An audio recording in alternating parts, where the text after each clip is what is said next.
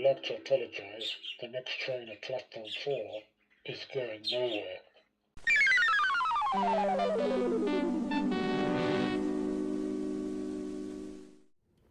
Welcome back, another alleged gameplay video. Indiana Jones. I've completed this one and I have chosen, quite honestly, possibly the worst moment to capture some footage of this one. But yeah, welcome back. I hope everybody is okay. Completed this one a while back. What can I say about this? Yes, it looks fantastic. I played it on the Series X and I selected the, I don't know what you call it now. It's the kind of extreme cinematic view. So it's really, really wide screen. It's more like it's more like 21 by 9 than 16 by 9. So really, really does look the part. But the game, yeah.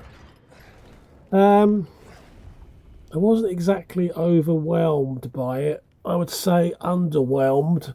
You know, I was more kind of impressed by the reboot when the rebooted Tomb Raider franchise came out a few years back. But yeah, I mean, it is a good game. The voice acting is amazing. You know, not to mention the actual the graphics for the characters, the recreation of the characters. You know, you've got a buddy system in the game, so you've got that kind of AI business, and you're kind of relying on that. That can always get a little bit sketchy. A couple of main issues I had with it. I did not get on with the map. I found the map system. I know it wanted to be realistic, but I found it, yeah, inadequate to say the least. And if I got lost, all I ended up doing was holding the map in my hand and just following the waypoint. So I often found the map made no kind of sense.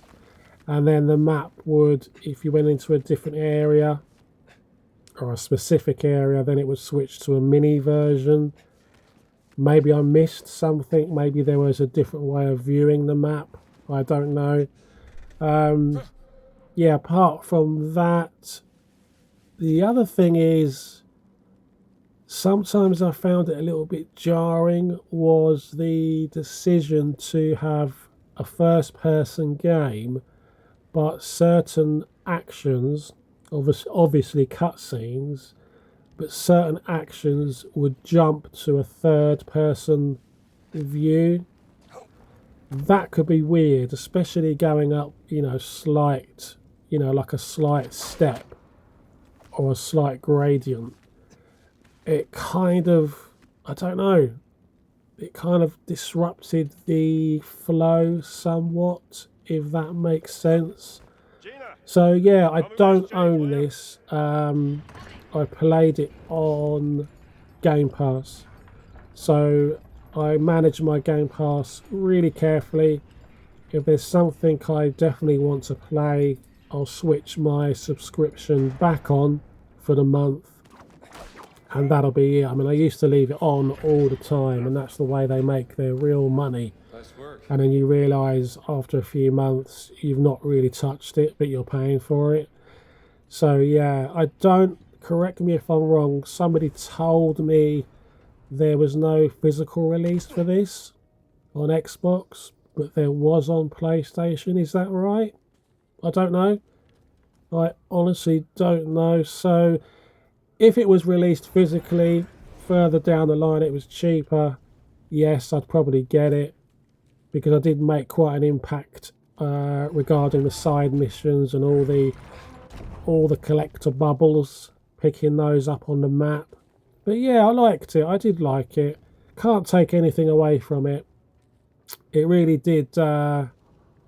yeah, it did the film's credit. It really did. I mean, the Harrison Ford character, the voice acting was spot on, absolutely spot on. But yeah, there you go. Sorry how dark it is. As I said, I've chosen quite possibly the worst moment to capture this one. Very, very dark. And some interesting puzzles. They're not gonna really make you break out in a intellectual sweat. But yeah, yeah, nice challenge, nice exploration, gorgeous looking. Yeah, just a few.